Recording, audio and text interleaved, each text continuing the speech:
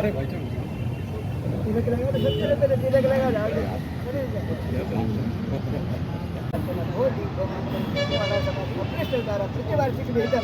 सती शिवाजी महाराज पूजनार्थं समाप्त्यर्थं त्रिगुरुभव शिवं करोति कल्याणं विनाशाय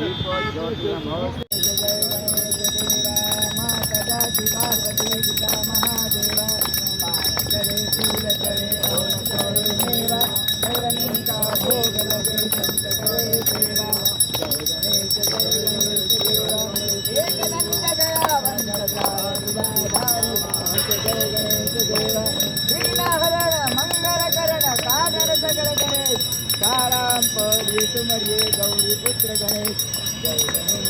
गणेश देवा माता पिता महादेव पान चढ़े फूल चढ़े और चढ़े मेवा लगन का भोग लगे शंकर सेवा जय गणेश देवा अंदर को आस दे कपोरिन को खाया आनंद को पुत्र दे निर्धन को माला जय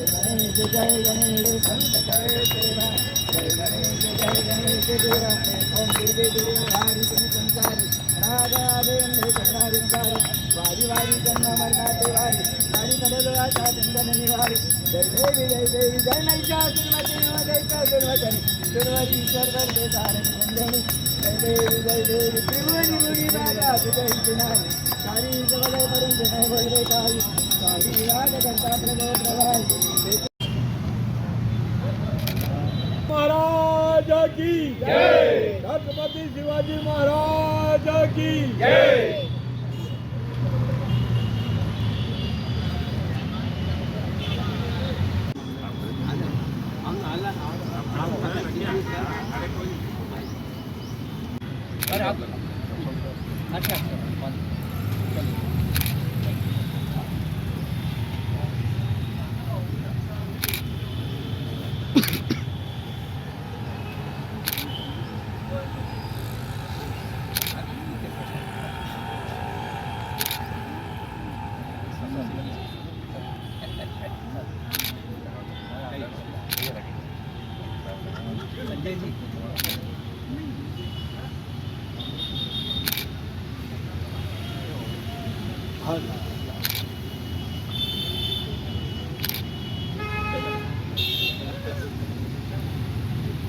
मैं पवार साहब से पुनः आग्रह करूंगा कि हम सब की ओर से विपिन वानखेड़े जी का स्वागत करें। मयंक शर्मा जी के स्वागत के लिए आग्रह करूंगा पवार साहब से। हाँ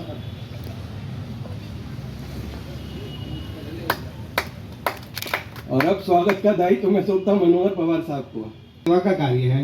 उनको वहाँ जाना है, इसलिए थोड़ा स्वागत जो करने की परंपरा है मैं उसको थोड़ा संक्षिप्त में निपटाऊंगा। हमारे क्षत्रिय मराठा समाज के अध्यक्ष श्री रविंद्र सोमवंशी जी से आग्रह है कि वे लालवानी जी का स्वागत करें। छत्रपति शिवाजी प्रतिष्ठान के सचिव जी का स्वागत करें और मयंक शर्मा एडवोकेट साहब का स्वागत करें। कि वे आए, वानखेड़े जी का स्वागत करें। शंकर राव जी जाधव साहब से आग्रह करूंगा कि वे आए तो वानखेड़े जी का स्वागत करें। श्री विष्णु कुमार साहब एडवोकेट यहीं विराम देते हुए मैं हमारे एक थोड़ा सा बहुत बड़ा ही मेरे से भूल हो गई हमारे अब मैं रायकवाड़ जी से आग्रह करूंगा कि कार्यक्रम अधिक मतों से जीतकर एक कीर्तिमान स्थापित करने वाले इंदौर को रेल सेवाओं के लिए एक नया आयाम देने के लिए, हवाई सेवाओं के लिए एक नया आयाम देने के लिए मैं उनको आमंत्रित कर रहा हूं जो हमारे गौरव हैं। शंकर ललवानी जी कृपया आए। धन्यवाद। 42 लगातार कई वर्षों से मेरा भी आना हुआ लगातार, तो समिति को मैं बधाई देता हूं कि उन्होंने ये आयोजन रखा है और सबसे पहला कार्यक्रम आपका ही होता है, बाकी दिन में बहुत सारे कार्यक्रम होते हैं, तो आपको बधाई और शुभकामनाएं। छत्रपति शिवाजी के बारे में तो हम सब जानते हैं, इतिहास में हमने पढ़ा भी है और हमारे जो वक्ता है, प्रमुख वक्ता है, वो इसके बारे में प्रकाश डालेंगे। मैं तो ये कहूँगा कि नई पीढ़ी को उनके बारे में जानकारी मिले, क्योंकि इतिहास में हम एक पन्ना ही पढ़ते हैं और ज़्यादा उनके जीवन के बारे में जानकारी नहीं रहती कि छत्रपति शिवाजी छत्रपति क्यों कहा गया। हिंद स्वराज की स्थापना जो उनकी कल्पना थी, उस कल्पना को लेके उन्होंने क्या क्या किया, उसको नई पीढ़ी तक ले जाना है बहुत आवश्यक है। और जिस प्रकार हम देखते हैं कि उन्होंने एक जल सेना भी बनाई थी, जिस प्रकार से उन्होंने युद्ध लड़के इतने सारे साम्राज्य की स्थापना की थी, वो सब हमारी नई पीढ़ी की जानकारी में होना चाहिए। तो मैं एक पुस्तक अगर छोटी हो जो 8 या 10 पेज की हो और वो अगर बनेगी तो हम उसको परिपूर्ण करने का प्रयास करें। आपने अपने हम समझ सकते हैं, उसके लिए हम संपूर्ण आयोजक मंडल की तरफ से आपका आभार और अभिनंदन करते हैं। हम विश्वास विंडाल विहंगनी जय जय निसुम्ब नुम्ब जय जय निसुम्ब सुम्ब दलनी भनी भूषण जय जय भननी और सर्व सम शिवराज कहे देवी जय जय विजय जय जगजननी जय जगजननी जय जगजननी। जुलास के नीचे बड़े शान से लहर रहे इस भगवा ध्वज के नीचे आज पुनः 42वें वर्ष पर भारत को उदीप्त प्रदीप्त परितप्त और प्रज्वलित भारत के भविष्य के निर्माण के लिए निरंतर कार्य कर रही ऐसी मराठा समाज को मैं नमन करता हूं। साथ ही में एक लंबे समय से वीर शिवाजी के विचारों को युवाओं के बीच में पहुंचा रहे ऐसे आयोजन जो निरंतर समाज को आवश्यकता है कि किस प्रकार से 1711वीं ईस्वी के माध्यम से जब उस वर्ष मुगल आक्रांताओं का काल शुरू हुआ, जिस समय भारत में भारतीयों का रहना दुर्लभ हो गया,